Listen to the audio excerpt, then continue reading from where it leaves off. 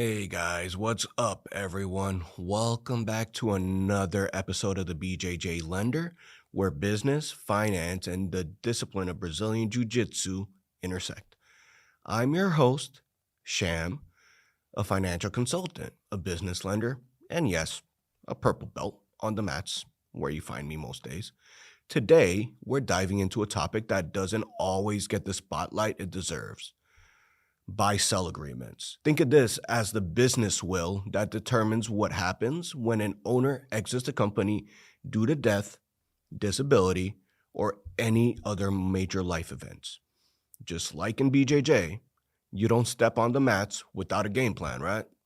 And in business, a buy-sell agreement is your game plan for protecting the future of your business, your partners, and your family as well. Well, we're also going to talk about how term life insurance can be the key to funding these agreements without breaking the bank. All right, let's tie our metaphorical belts and get into it. All right, first of all, let's break it down. What is a buy-sell agreement? Simply put, it's a legally binding document that outlines what happens to an owner's share of the business if something unexpected occurs.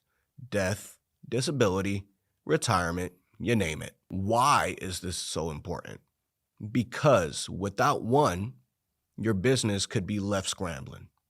Imagine this: one of your partners pass away, and their shares are inherited by someone who knows nothing about the business. Or worse, someone who actively disrupts operations. A buy-sell agreement prevents that chaos. Here are the big benefits. Number one, continuity. The business keeps running smoothly, even in the face of unexpected changes. Number two, financial security. It protects the remaining owners and ensures the departing owner or their family is compensated fairly. Number three, conflict prevention. No fights over ownership or control. It's not just a document, guys.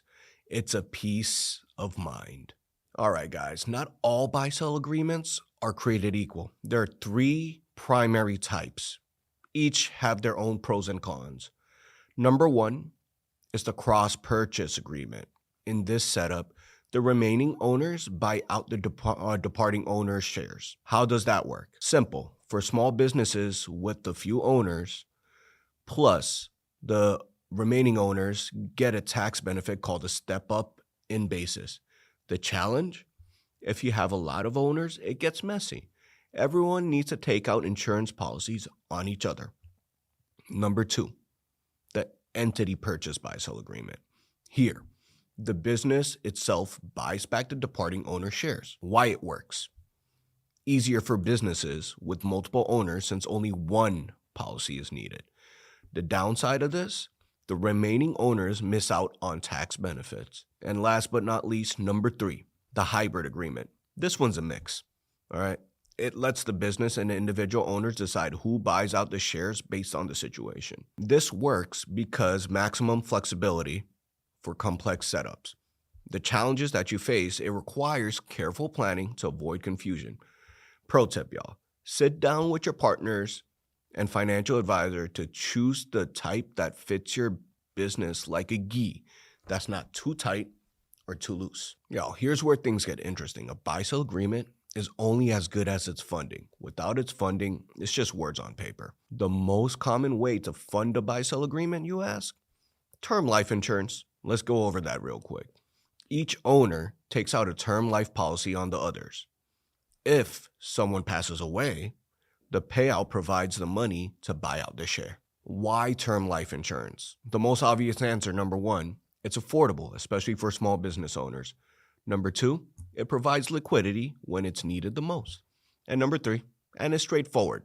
No complicated financial gymnastics here. All right, let's go over scenario real quick. Let's say you own a business with two partners. Each of you take out $500,000, a $500,000 term life insurance policy on each other.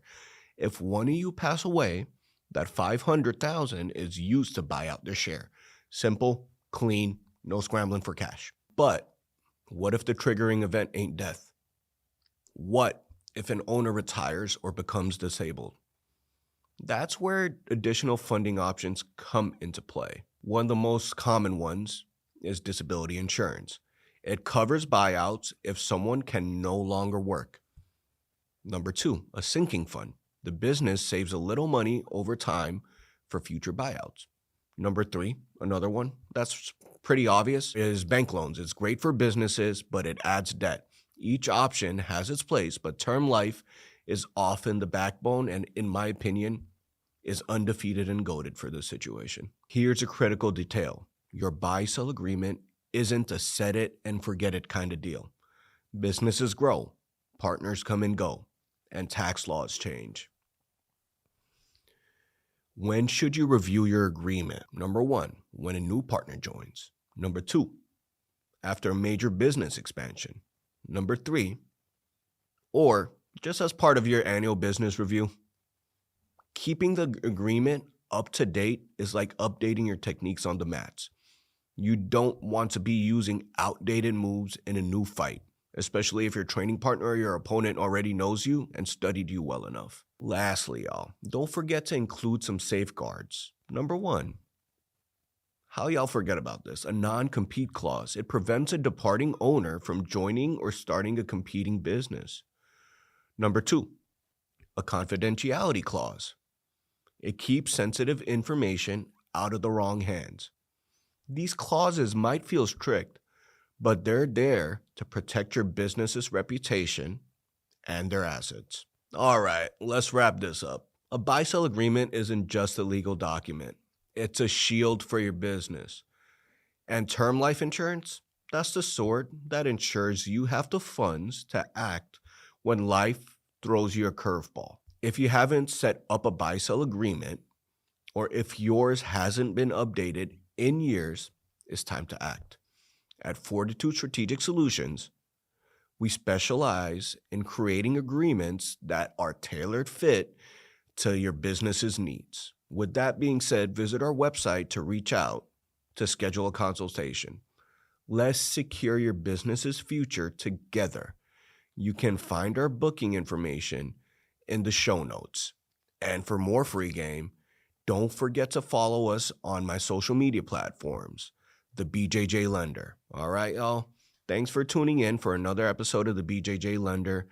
Until next time, keep your guard up, both in business and on the mats. And don't forget to like, share, and subscribe. And push that notification button. Holla.